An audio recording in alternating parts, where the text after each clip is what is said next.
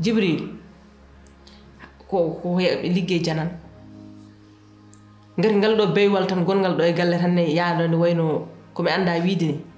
ko ono foti fiide ko ono foti wadde hunde kono wana an nene min yaha marché mi ara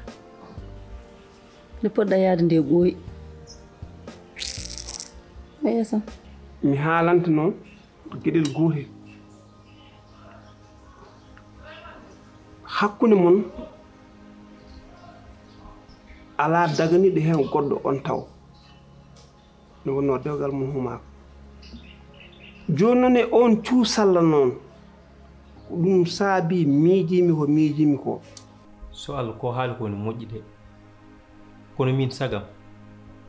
ko gaccen ha ɓuura ɗo sabu min mi yiɗa wadde kew mo ganduɗa ko kew keñoraɗo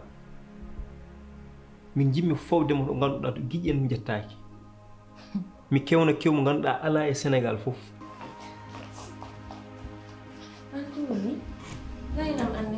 Jalika s'il te plaît Jalika ko jiɗɗa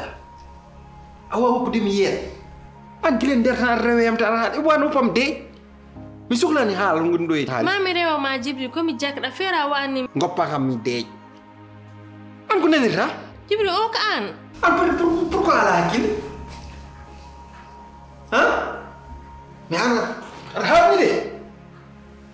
mi arto wawi